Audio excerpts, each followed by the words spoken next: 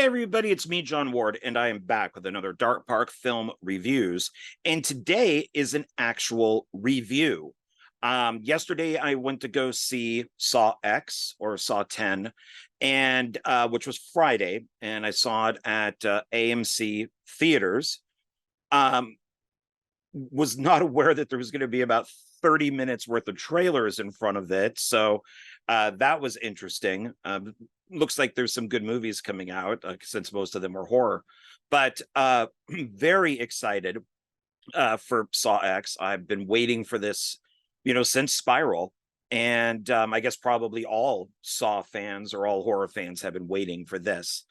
And first, I thought I would start off with my collection here, which is pretty small, honestly. I love collections.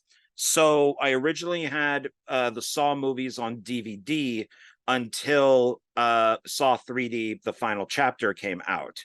That one was, I believe they didn't do a DVD. They only did Blu-ray, and 3D and stuff like that was on it. So it was like, well, crap. Now I gotta buy the whole. I didn't even have at the time a Blu-ray player. I think I just had a DVD player. So I had to buy the Blu-ray player to buy Saw 3D, the final chapter.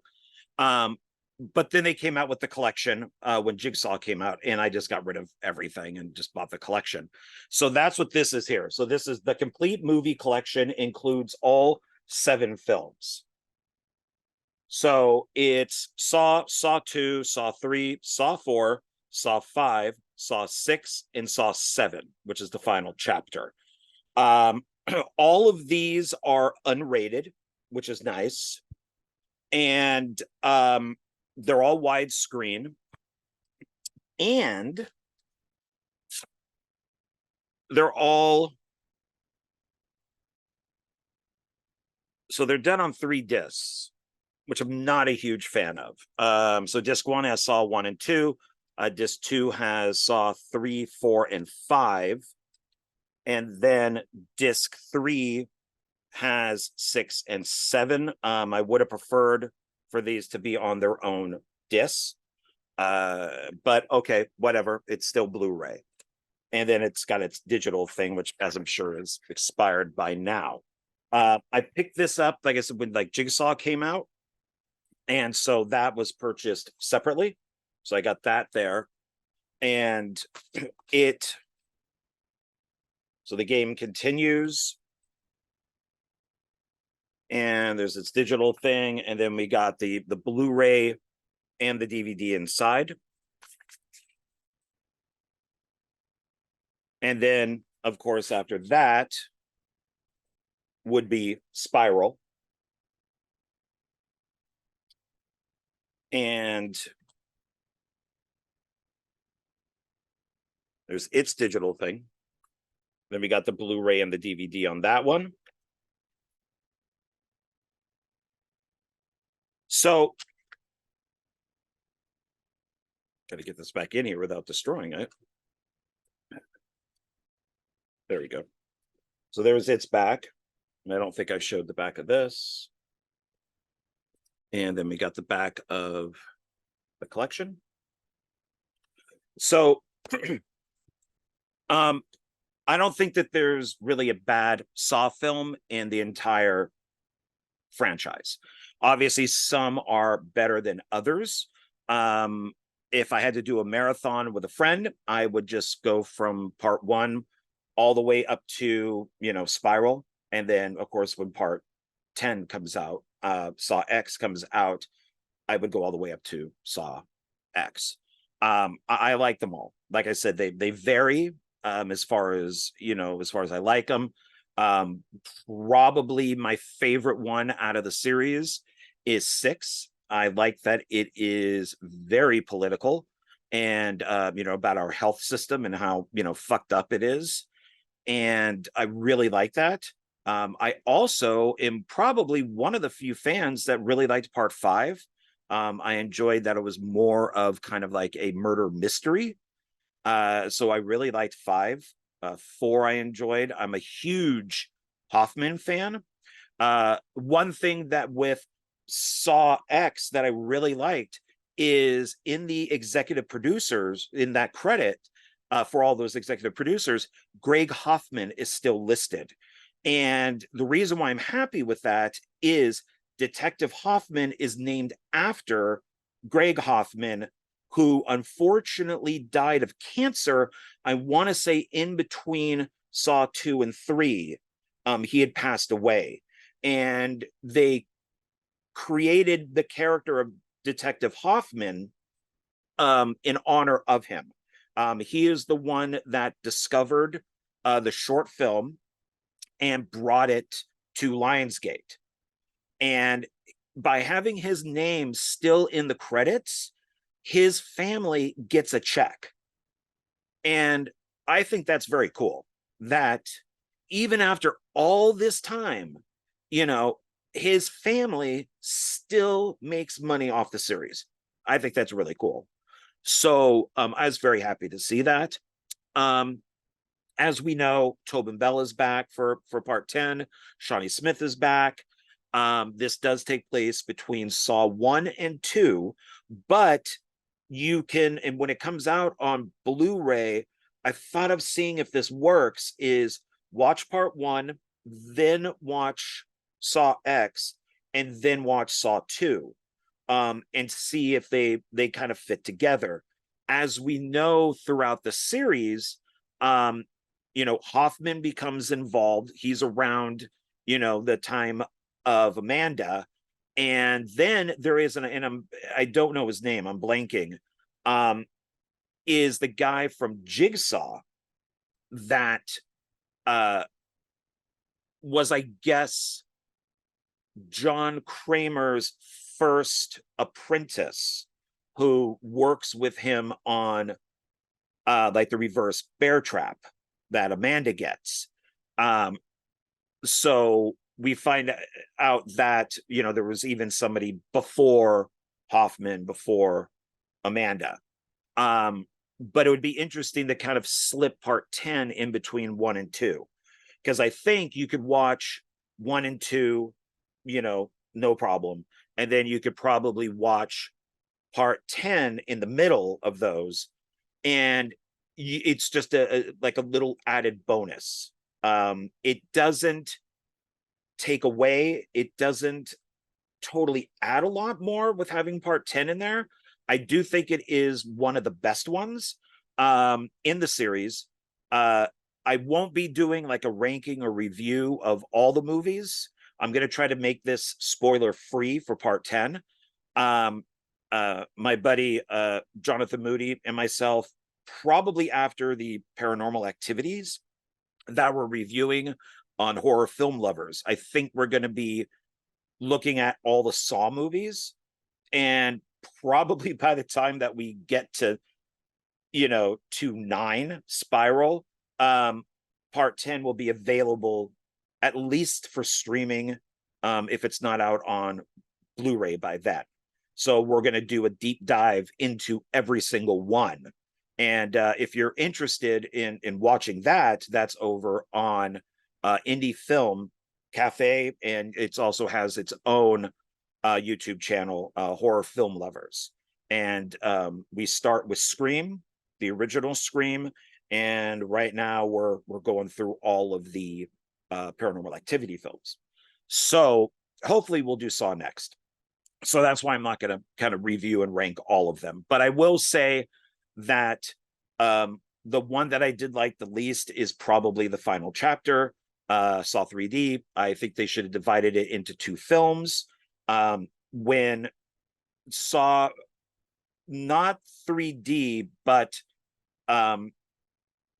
so it would be, yeah, I think it was probably around 3D is when it got knocked out of being in the #1 spot, and that's when Paranormal Activity came in.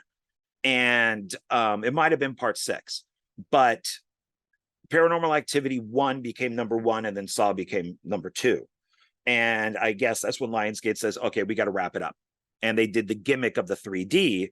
And then, of course, the Paranormal Activity films fell into that same thing as the box office dwindled.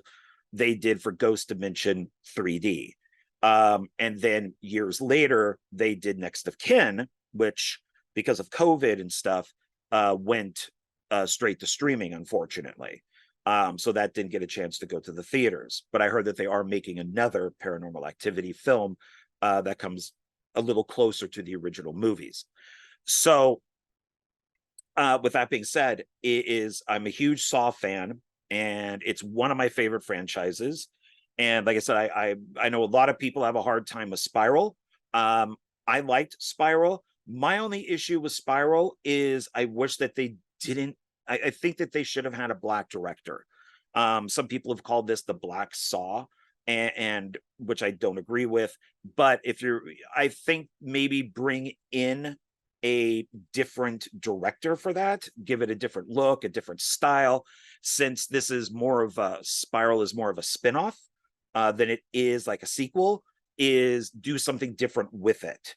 And so it's kind of I guess, like the Bumblebee, for like Transformers, or Hobbs and Shaw for Fast and Furious, is that it's still part of the series, but it is a spinoff. And I think probably a different director would have been best. The director on Spiral is Darren Lynn Bousman, and he did, I want to say, Saw 2, 3, and 4, and then they brought him back for this. And then the director for Saw 10, and that is I'm blanking on his name. So we'll take a quick look at that. Got it right here.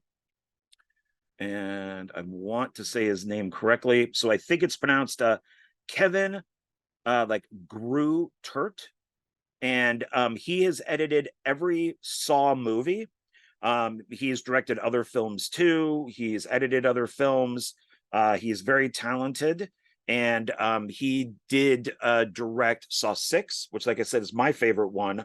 And he did direct, which I heard that he didn't want to do, Saw 3D, the final chapter. So that might have actually been maybe Paranormal Activity 2, is when they got him. I think he was supposed to direct Paranormal Activity 2, and he was under contract, so he had to do Saw 7 3D. But which, once again, I think should have been, 2 parts, and brought back every character if you're going to do like a big send-off. But he did a really good job with Saw 10. I thought that, which kind of goes against what I said about the director of Spiral, but I think that he was a very good choice to bring back, since he is an editor. The budget on Saw X is $13 million. So it's a little higher than a lot of the other ones. And currently, and the film came out yesterday, which is Friday, today's Saturday, the film has made $8 million. And I am hoping this thing kicks ass, since there are other horror films coming out, which I also hope kick ass. But we need right now, independent or studio or whatever it is, we need these horror movies to make a lot of money and to keep them going. I want more Insidious movies. I want more Conjuring universe. I want more Saw. I want more of these movies to come out.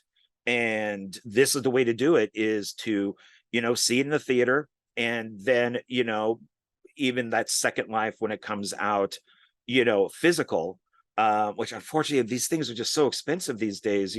At least I know I got to buy them used, but just support it, so we can get more of this. So I'm hoping by the end of the weekend, by let's say Monday, that they'll be over the 13 million. It needs to make at least twice its budget to be considered a hit.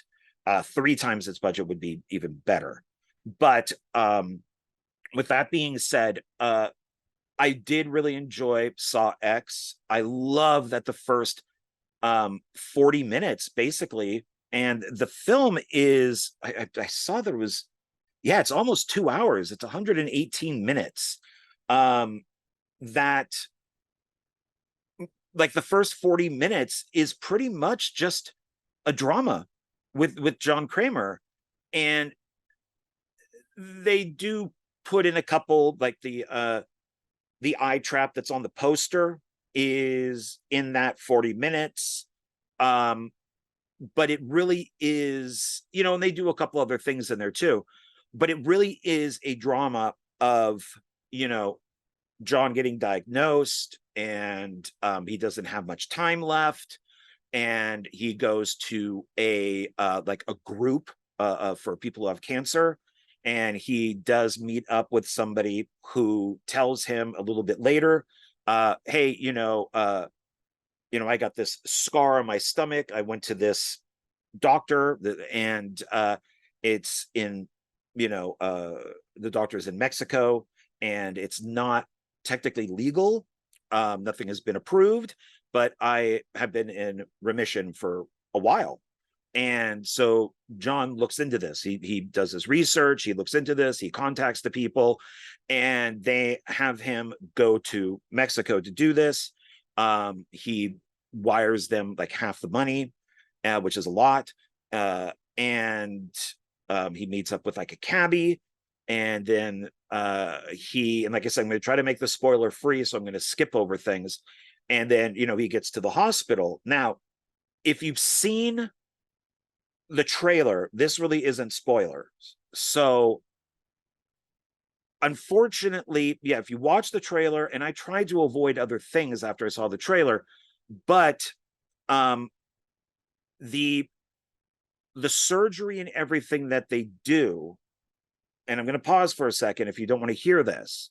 So, but the trailer does show this, but I'll pause for a second. Okay. So the surgery ends up being a scam, and he does give them the other half of the money.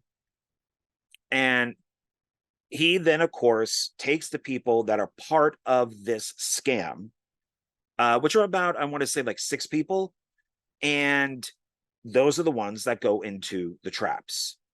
I like that this takes place in Mexico. It's nice having it in a different area than some of the other ones. It's not like a city. It's not LA, or it's not, some city that, is supposed to be LA or something, but it's really Canada. Who knows, maybe this was shot in Canada and they just say it's Mexico, but it's nice having it in a different location. People who know me, and if you've watched my other videos, I love when they take something from its normal place and move it to someplace new. So I've always enjoyed stuff like Jason in space, and Hellraiser in space, and Leprechaun in space. I don't think those are the end of the series. A lot of people say that's the death nail. I like when they move them to different places. I don't really like Jason Takes Manhattan, because most of it was shot up in Canada, and it's very obvious, but it is nice removing him from Camp Crystal Lake and putting him in Manhattan. So I do like that this is Mexico. John Kramer does meet up with like a little kid, and that's to have a little kid in a Saw movie. I'm not going to say anything past this, that there's a kid in a Saw movie, and we get to know the kid a little bit, and John Kramer helps him with like a bicycle wheel, so he kind of becomes friends with this little kid. And I like the little kid. Normally I don't like kids in movies. They can't act very well, or they're just annoying, but this little kid was pretty cool. And then once, we see all the people get kidnapped, and so it's the like that robe and the pig mask, and they all get kidnapped, and they're set up inside this facility that was basically, I think they said like it was like a drug or something manufacturing plant, and it's all abandoned. And that's when all the all the traps happen. And that's when we meet Shawnee Smith, Amanda again. And the stuff between, John and Amanda is great. It only adds to the second movie. And I will say this, they're one of the people in the trap is a drug addict. And I love seeing that Amanda does show sympathy to that that the person that's a drug addict, because she's been there. And John says you got to let it go. You got to let it go. Everybody makes choices. And all the times when they are alone, the times when they talk, it only adds to everything. So I really enjoyed that. So I love the drama, like the first 40 minutes, like 30, 40 minutes. I love the dialogue between John and, Amanda. I thought that was really good. Unfortunately, because I saw the trailer and I did glimpse some other things, I kind of knew, I knew about the scam, and I could also predict that certain people that we aren't supposed to think are in the scam are actually in the scam. And I'm just like, oh, okay, that person's part of it, when we're not supposed to think that. So I don't know if there was really a way around that, or maybe if that was slightly intentional. But on John Kramer's side, he is so hopeful that this is going to work, that it's going to get rid of his cancer, that maybe his head is a little foggy, and that he's not really seeing that this is a scam. But I knew it. And I don't blame the writing or whatever. I don't think that there was really any way of getting around it. One of the problems that I've had, and I've always had issues with this throughout the whole series, even though the traps are awesome, some are better than others. And because they've said that John has had his apprentices, so if, even at his age, in, let's say, Jigsaw with the flashback, and he does have that one apprentice, that it would be difficult, I think, to build these traps without people knowing or whatever, or where does he get the material?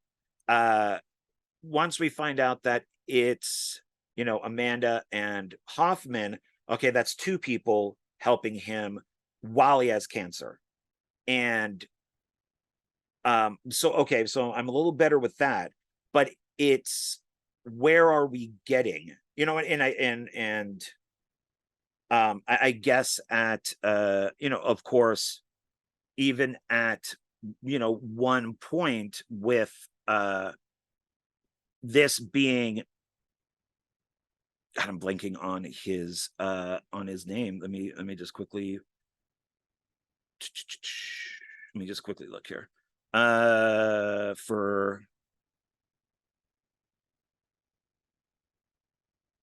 So let's see. So Saw 3D, and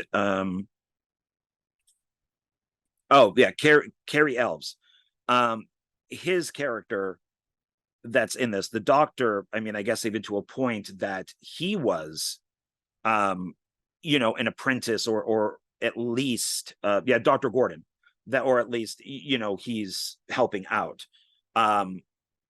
So in something like Saw 10 is, and John being in Mexico, I kind of want to see a Saw, and maybe I have to watch it again, but I think that he should use the materials that are around him to make the traps. And even though some of these traps are simpler, they're a little more realistic than some of the other ones. I'm still not convinced, within the time period that he realizes this is a scam to when he kidnaps everybody, that all of these traps can be made.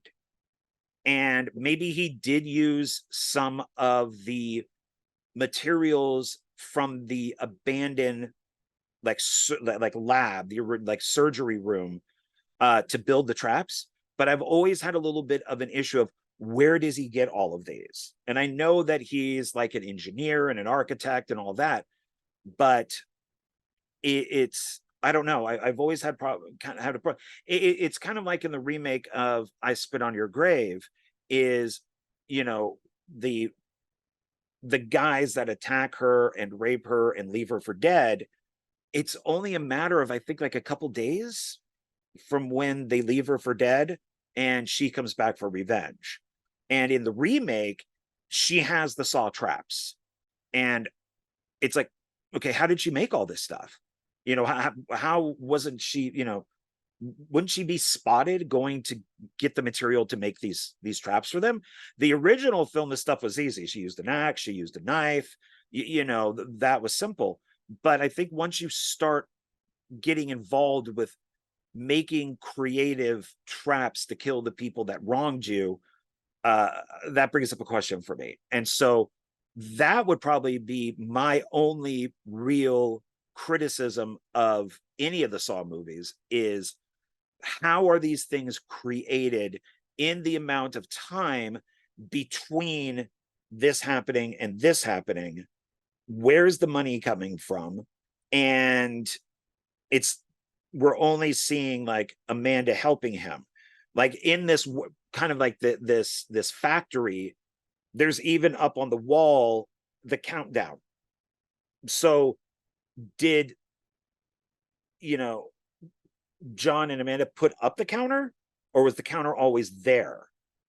So it's like that type of stuff bothers me a little bit. But this is a bloodier Saw, which is nice. So we're going back to that.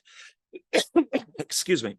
And in Saw 3D, because of the 3D, the blood kind of came out pink, especially when you're not watching it in 3D. I'm also guessing maybe it's a little pinker because of the MPAA, whatever it was called back then. Now it's red. And in a couple of scenes, you're definitely seeing like skin, muscle, bone, and there's a lot of blood. So it's interesting.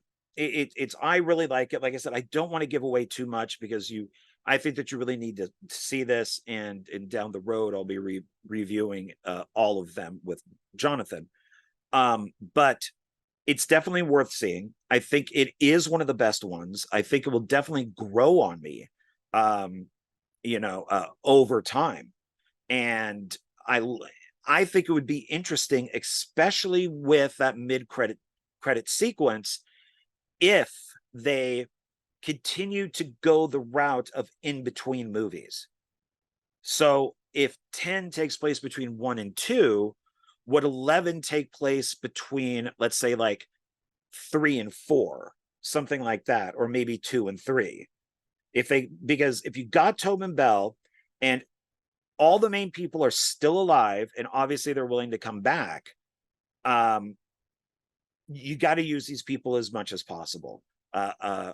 Tobin Bell is not a spring chicken, and they need to put him in as many of these as possible. That's not flashbacks. One thing, and I did watch like 3 or 4 reviews. I watched those after I saw the movie. None of them brought this up, which is not, well, one reviewer did. And this does not bother me at all, only because I want to see people back. Is obviously Tobin Bell is older, Shawnee Smith is older, and they look older. So there is a big difference if you were to watch 1 and then 10 and then 2. You're going to notice a huge like age gap. I guess it's okay for John because he does have cancer, so he is kind of gaunt and he does look older. Shawnee Smith is just looks older because she is older. And she is probably wearing a wig. But I guess to kind of work it into part 2. But I did not mind them looking older. It did not bother me. I am really glad that they did not de-age them, which would look horrible since nothing has looked good with de-aging yet. Nothing. And so I will take somebody looking 20 years older or 15 years or whatever it is to have them come back to do like a prequel over de-aging or having a different actor who's younger play the role. So that did not bother me at all, but just know going into it, they do look their age. And it's also this is one that in some of the Saw movies, the people that are being tested are the traps kind of match what they did, and only a couple of these do. So I would be very interested in some sort of documentary on all of these. I know that there's behind the scenes on the Blu-rays and stuff, but I'd be interested in finding out how their process while they're writing it. I mean, there's got to be some sort of board, and they're like, okay, this is Joe. He killed somebody in a car accident. Okay, so his trap is going to be this, and how they decide what trap to use for each person, especially if each person is being tested because of something that they did.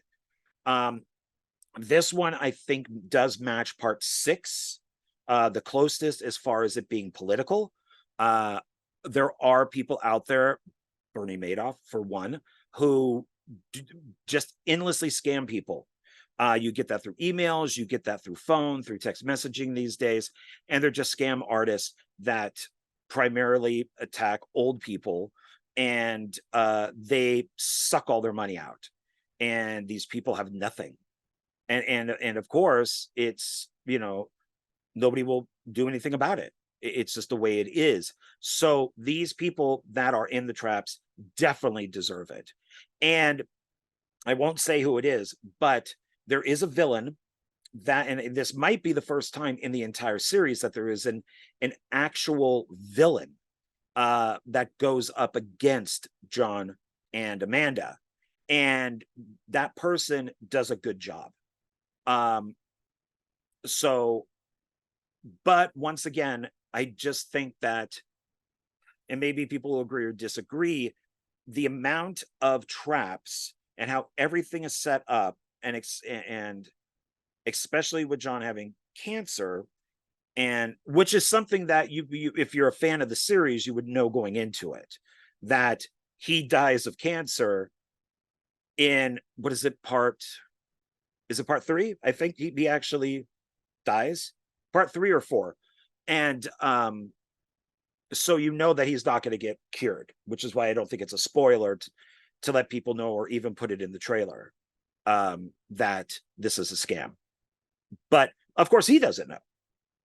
And he does bring these things up in like part 6, where he's talking to the guy who then has to go around and save or not save the people in the traps, where he gives him like a flyer, like a little pamphlet saying, hey, if I go to this country, it's, you know, it's got a pretty good percentage rate that they could cure me. And the guy that's running the insurance, who's basically playing God with people's lives, denies him, which is why, you know, he's put in all these traps, you know, for other reasons too. And he's got his team around him that gets put into the traps. So that's why I think part 6 is one of the best ones. I love horror films that are kind of political, kind of like The Purge. If you watch The Purge is very political. The movies, the TV show, it's very political. And I really like that, because I am on, you know, I'm a Democrat. So I'm on the side of the people that rebel. And while the people that, you know, are the ones that set all this up are more to the right. There's also that movie The Hunt, which I've talked about, but that's flipped. That's the Democrats are doing the hunting of the conservatives. So which was interesting, and I still have a little bit of issues with, because I don't think the filmmakers picked a side, but necessarily. I think you got to go to one side or the other. And I think they picked more of the conservative side, which is fine if that's what you are.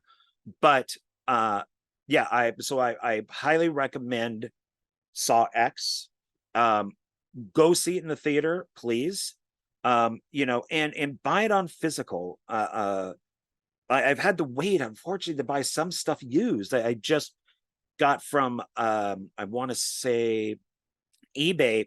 I just bought Scream 6, and I just bought Halloween Ends, because they're like $30 to buy new.